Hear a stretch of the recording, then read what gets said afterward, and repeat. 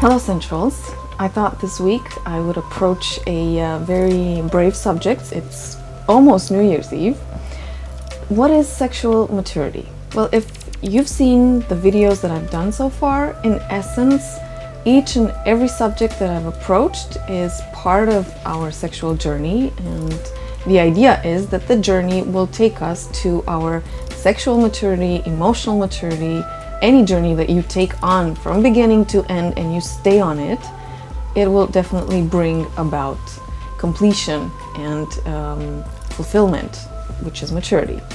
But let's try to break it down in just a few simple steps. Number one, it begins with knowing yourself. If you've seen my story on the internal man and internal woman, or animus and anima, then you already understood that a huge part in your sexual coming out or revealing or exploration, the key ingredient or the key component is knowing yourself. And by this, I mean knowing your body as much as you can.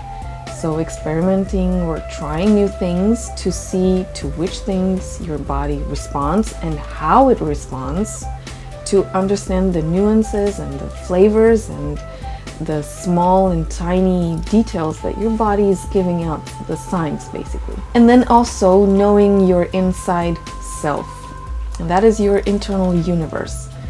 What are your fantasies? What are your desires? What are your needs? What are your emotions that you bring out in your sexual encounters, whether it's in a long-term relationship or whether it's in casual encounters and small-term relationships, if I can call them like that. The idea is that you have a general grasp on whatever you like or what you dislike, on whatever brings you pleasure or whatever qualities you can bring to the encounter, and they'll make it more beautiful, more exciting, more passionate, more dynamic. And anything else that you bring to that encounter, basically what you know about yourself that will enrich the episode, your intimate life, your interaction, what will bring the best in you and in the other person.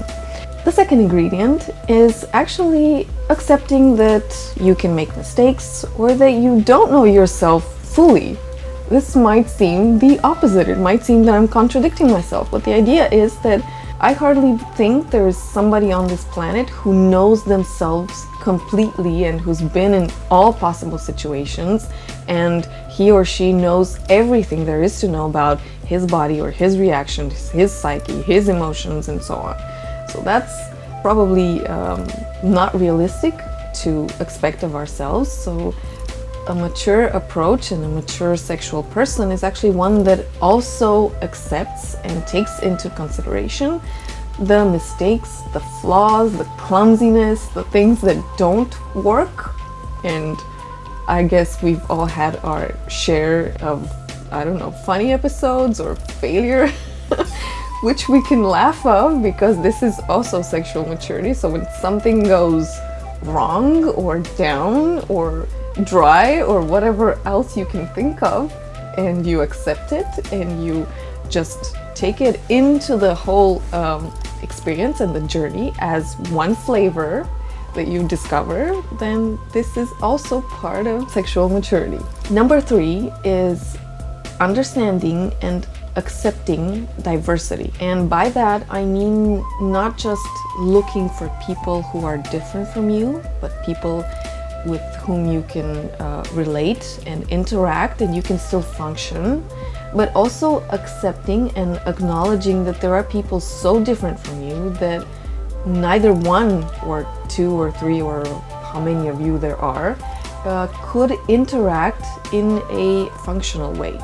So somebody might be so different from you in preferences, in rhythm, in intensity, in body form or shape or size, in vigor, in stamina, in a lot of things that you could not function together.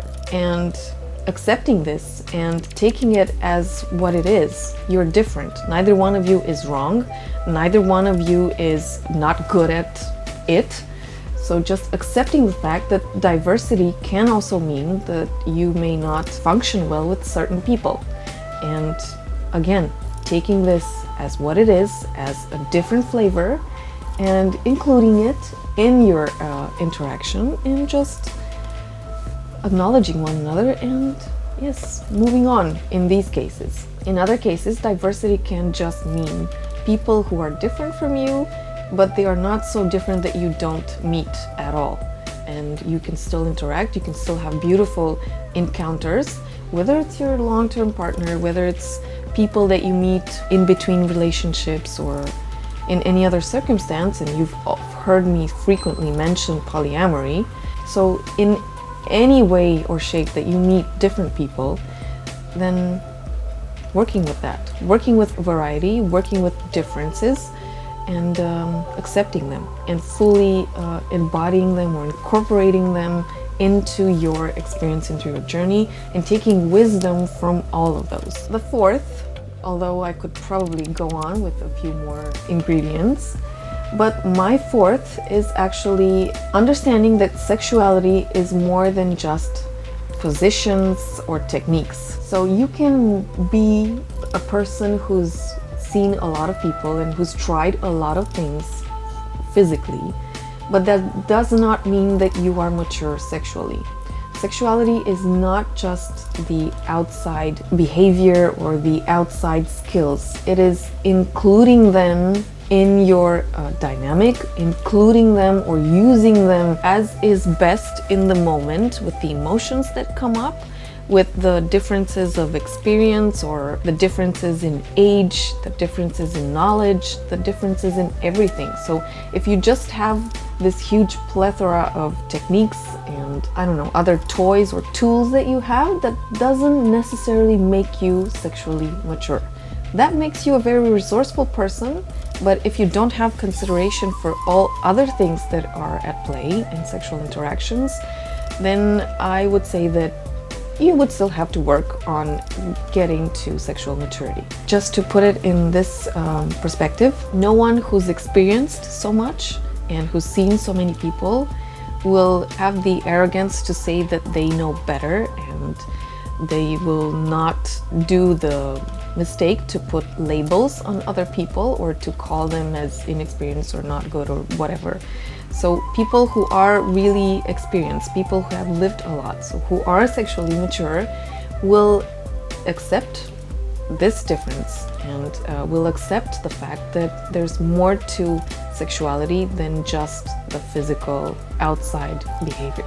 So there you go. These are my 4 ingredients. Let's just say that these would be my top 4 ingredients. We could probably go into much more detail, but I think just looking at these 4 pillars, you would have an idea of what to think of in terms of sexual maturity, and probably give you some direction for your own journey. So until next time, I wish you a happy new year, and I hope that you open up and experience and live your sexual life to its fullest and enjoy all flavors, all experiences, all kinkiness, all clumsiness, anything that comes along.